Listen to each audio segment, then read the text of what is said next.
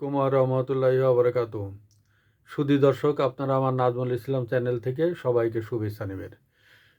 সুধী দর্শক, আজকে আমি যে বিষয়ে বলবো সেটা হচ্ছে বাংলাদেশের বিষয় নিয়ে, এবং বাংলাদেশ, ভারত, পাকিস্তান এবং আমেরিকা। এখানে আমেরিকার ডিপ স্টেট এবং পাকিস্তানের যে নীতি নির্ধারকী ব্যক্তিরা আছেন, যে সামরিক ব্যক্তিত্ব, পাকিস্তান তো চালায় আসলে সামরিক শাসকরা। যেমন পাকিস্তানের এখন সামরিক বাহিনী প্রধান আছেন আসিফ মনির। দেশটা কিন্তু চালায় আসিফ মনির। এই যে শাহবাজ শরীফরে রাখিছে, এটা আছে সাপোজ একটা কাঠের পুতুল। যেমন বাংলাদেশে কাঠের পুতুল আছে আপনার এই ইনুস সাহেব কাঠের পুতুল। তো উনিও চাচ্ছে শাহবাজের মতন এই রকমের ভাবে কাঠের পুতুলে দেশ চালাবেন। শাহবাজ শরীফ আছেন। শাহবাজ শরীফ এখানে পাকিস্তান এমন একটা রাষ্ট্র যে স্বাধীনতার এই প্রায় ৮০ বছরের ভিতরে কোনো একটা সরকার পাকিস্তান তার মেয়াদটা পূর্ণ করতে পারেনি। আর সেই ঈর্ষায়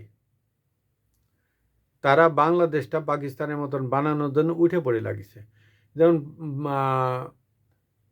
আমেরিকা এবং পাকিস্তানে এরা যৌথভাবে বাংলাদেশ এবং ভারতকে নিয়ে খেলছে। ভারতের সাথে বাংলাদেশের একটা দ্বন্দ্ব লাগাই দেওয়ার জন্য তারা উঠে পড়ে লাগিছে, এবং এই দ্বন্দ্বের ভিতরে কিভাবে পাকিস্তান এবং ভারত প্রক্সি হিসেবে বাংলাদেশকে ভারতের বিরুদ্ধে লাগাই দিবে, আর মাঝখানে পড়ে এই প্রক্সি যুদ্ধে বাংলাদেশ যদি জড়ায় পড়ে তাহলে বাংলাদেশ শেষ।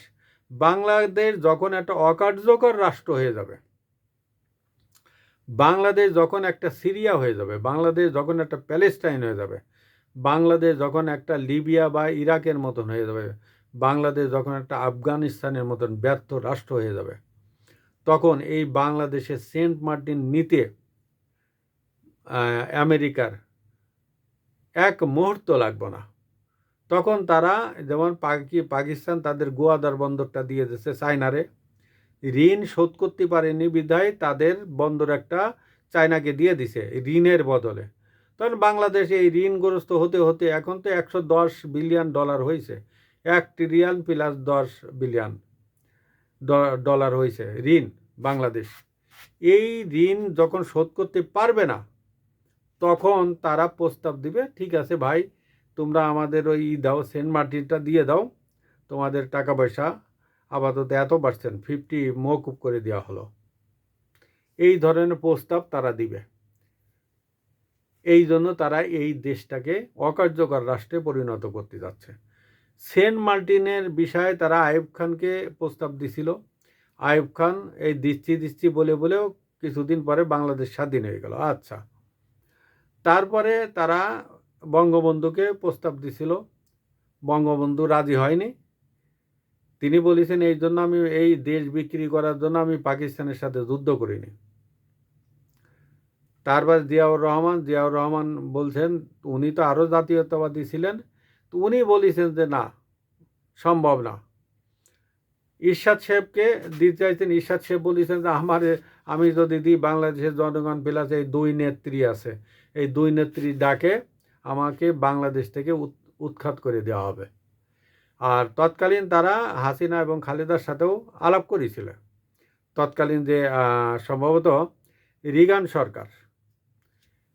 সরকার আলাপ করেছিলেন, কিন্তু কোনো কাজ হয়নি, তারা দিতে চায়নি।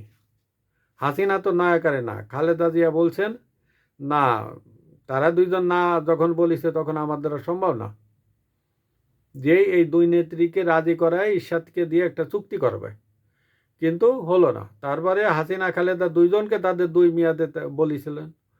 হাসিনা শেষ মেয়াদেও হাসিনাকে অনেক করেছে। উনি যে 15টা বছর ধরে দেশ চালাইছেন, এই 15টা বছর তাকে প্রতি মুহূর্তেই এই খোঁজাখুঁজি করেছে যে সেন্ট মার্টিন, মানে সেই তসবি গুনার মতন জব করেছে।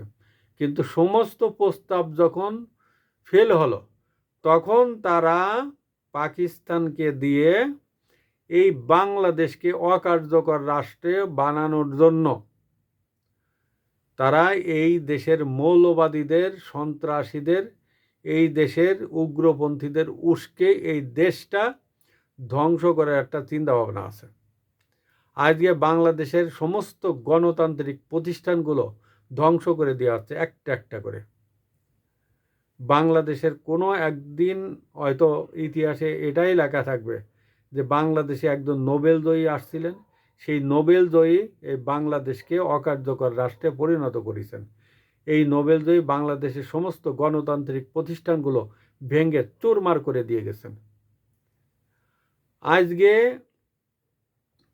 তারা কোনোভাবে কাজ করতে না পারে এই আমেরিকা পাকিস্তানকে দিয়ে যে কুকি চীন আছে, একদিকে ভারতে দ্বন্দ্ব লাগাচ্ছে, অন্যদিকে বাংলাদেশে এই কুকি চীনদের দিয়ে একটা প্রক্সি যুদ্ধ করছে। প্রক্সি যুদ্ধ করে তারা বাংলাদেশের এই সেন্ট মার্টিন নিতে চায়, ওদিকে ভারতে অস্থিতিশীলতা করে এই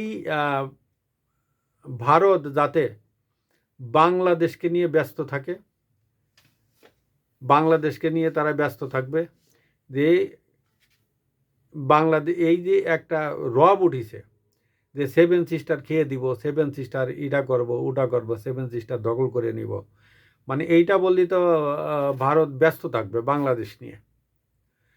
তারা বাংলাদেশ নিয়ে ব্যস্ত থাকবে আর ওদিকে আমেরিকার কাজ করবে।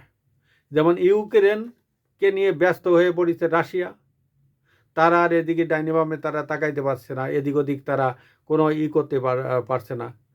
আর ভারত ব্যস্ত বাংলাদেশকে নিয়ে, তার নিরাপত্তা, কারণ তার নিরাপত্তা আছে, তার 7টা রাজ্য এই বাংলাদেশের এখানে চিকেন নেক যদি দখল করে নেয়, এই বাংলাদেশ আর চীন মিলে মাঝখানে পাকিস্তান ঢুকে যাবে।